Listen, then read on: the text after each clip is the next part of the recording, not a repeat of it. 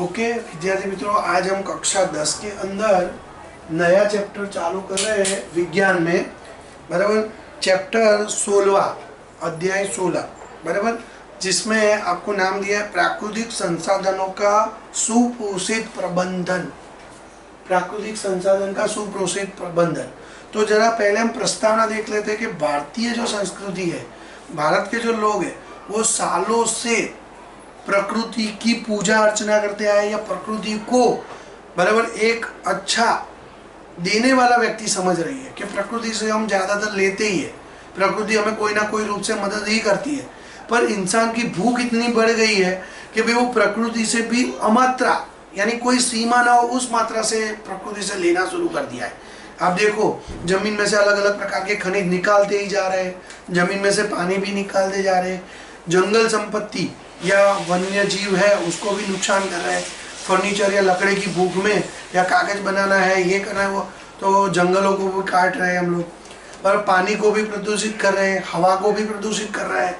तो इस प्रकार हम वातावरण से लेकर जमीन, पानी, वन्य जीव या वन्य वृक्ष या जंगल या फिर देख लो कि पूरी प्रकृति को ही अमात्रा यानी कोई सीमा ना हो उस प्रकार से हम नुकसान कर रही है, और प्रकृति भी इसका बदला हमसे बरोबर ले रही है। अब पिछले 30 या 40 या 50 सालों के इतिहास देख लो, सभी देशों के कोई ना कोई प्राकृतिक विपदा आई है। कभी अतिवृष्टि, कभी अनावृष्टि, कभी सूखा, कभी धरतीकंप यानी भूकंप हो जाता है, कभी जंगलों में आग लगती है, कभी सुनामी आ जाती है, कभी टॉर्नेडो चक्रवात आ जाते हैं। बराबर, तो ये सभी स्थितियाँ कुदरत अपने रूप से हमारे मानव से बदलाव ले रही है। हमें क्या चाहिए कि हमें प्रकृति को समझना चाहिए और कम से कम प्रकृति के साथ घर्षण में उतरना चाहिए। प्रकृति से कोई जीत नहीं सकता, कितनी भी अच्छी टेक्नोलॉजी हो, कितने भी अच्छे संसाधन हो, पर प्रकृति जब अपना बदला लेगी तब मानव एक तिनके की भांति बह जाएगा। पर भारत की जो संस्कृति है वो पहले से प्रकृति से जुड़ी हुई है। हम प्रकृति के साथ संयम से बरत रहे हैं, उसकी जानकारी पहले प्रस्तावना में हमें दी है। तो यहाँ पर देख सकते हैं प्रकृति के साथ सद्भावना से रहने के लिए रहना हमारे लिए कोई नई बात नहीं है। जीवन में हमेशा भारत की परंपरा और संस्कृति का अभिन्न अंग रहा है। यहाँ हमारी संपोषित लंबी परंपराओं तथा प्रथाओं, रीति रिवाजों, विवाहों, शिल्प, त्योहारों, भोजनों, बराबर समस्याओं या अनुष्ठानों व लोकगीतों के साथ ही एकीकृत होती रही। हम प्रकृति के साथ बहुत घुले मिले हैं। बराबर, यह दर्शन है कि संपूर्ण प्राकृतिक संसार सद्भावना में ही रहे। जो संस्कृति के प्रसिद्ध वाक्यांश वसुदेव कुटुंबकम के परिलक्ष्य में होता है, जिसका अर्थ यह है कि संपूर्ण पृथ्वी हमारा परिवार है। तो ये पहले पैराग्राफ में कुछ अच्छे से जानकारी दी गई है। आगे हम और बढ़ते हैं।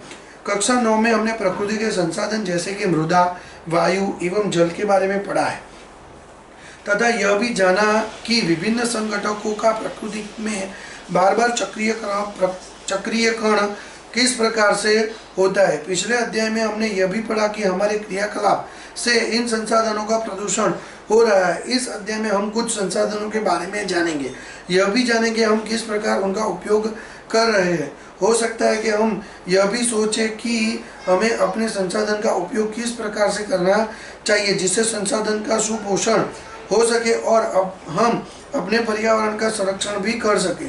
हम वन्य जीव, जल, कोयला, पेट्रोलियम आदि प्राकृतिक संसाधनों की चर्चा भी करेंगे और उन समस्याओं का भी विचार करेंगे कि संपोषित विकास के हेतु संसाधन का प्रबंधन किस प्रकार से किया जा सके। हम अक्सर ही पर्यावरण की समस्याओं के बारे में सुनते हैं या पढ़ते हैं। यह अधिकतर वैश्विक समस्या है तथा इनके समाधान अथवा तो परिवर्तन में हम अपने आप का असहाय पाते हैं। इनके लिए अंतर्राष्ट्रीय कानून एवं विनिमय है तथा हमारे देश में भी पर्यावरण के संरक्षण हेतु अनेक कानून बनाए गए हैं। अनेक राष्ट्रीय एवं अंतर्राष्ट्रीय संगठन भी पर्यावरण संरक्षण हेतु कार्य कर रहे हैं। फिर हम आगे देखो तो हमें एक समस्या के बारे में बहुत अच्छे से जानकारी दी गई है कि हम लोग प्रकृति को कैसे नुकसान पहुंचा रहे हैं। बराबर, तो हम देखो भाई जितनी भी जनसंख्या है भारत देश की या विदेशों की या किसी भी देश की, तो उन सबको घर में पीने के लिए पानी चाहिए, जिसे हम मीठा पानी कहते हैं। तो आप देख सको कि भाई मीठे पानी की मात्रा दिन ब दिन धीरे धीरे कम होती जा रही है। गुजरात के अंदर या अन्य राज्य के अंदर भी बहुत सारे ऐसे गांव है जहां पर पीने का पानी पर्याप्त मात्रा में नहीं मिलता है। और कच्छ की बात करो, गुजरात से लगा हुआ राजस्थान राज्य है, कच्छ भुज है, ऐसे जो विस्तार है जहाँ पानी बहुत कम मात्रा में मिलता है। लोगों को अभी भी 10-10 किलोमीटर 5 किलोमीटर दूर पानी लेने जाना पड़ता है। तो पीने का पानी हमें मुख्य स्रोत कहाँ से मिलता है? बरसात के रूप में। और बरसाती पानी हमें कहाँ मिलता है? तो नदियों में। तो नदियाँ ये हमारे मीठे पानी का एक मूलभूत स्रोत माना गया है। इसके अलावा भूगर्भ जल, भूगर्भ यानी जमीन में से भी हम पानी निकालते हैं पीने लायक। पर वैज्ञानिकों के द्वारा कुछ पिछले 10 सालों में जो प्रयोग किए गए हैं उसके माध्यम से ये बताया गया कि भूगर्भ जल का स्तर धीरे धीरे कम होता जा रहा है। एवं पृष्ठीय जल, जमीन पर बहने वाला जल, जिसे हम नदियों के रूप में जानते हैं, भारत में बहुत सारी नदियां हैं पर दिन ब दिन उसका पानी या तो सूखता जा रहा है या प्रदूषण की मात्रा उसमें बढ़ती जा रही है। यानी पानी की जो गुणवत्ता है वो धीरे धीरे कम होती जा रही है। तो पानी की गुणवत्ता कम होने के कारण क्या है, एक समस्या के बारे में हम यहाँ पर जांच करेंगे।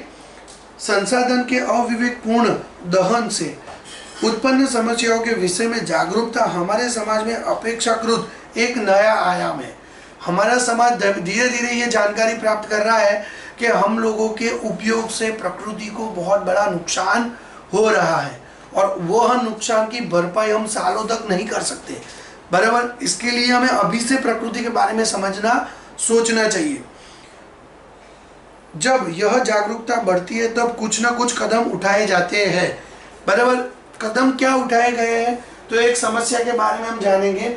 आपने गंगा सफाई योजना के विषय में अवश्य ही सुना होगा। यह कई करोड़ की यह योजना करीब 1985 के साल में इसलिए प्रारंभ की गई थी क्योंकि गंगा के जलस्तर की गुणवत्ता बहुत कम होती जा रही थी। 1985 के साल में गंगा सफाई योजना चालू की गई थी जो निरंतर 15-20 सालों तक चली, बराबर। उसका मूल उद्देश्य क्या है कि गंगा के नदी में बहुत से उद्योगों के द्वारा केमिकल या रसायन युक्त पानी छोड़ा जाता था।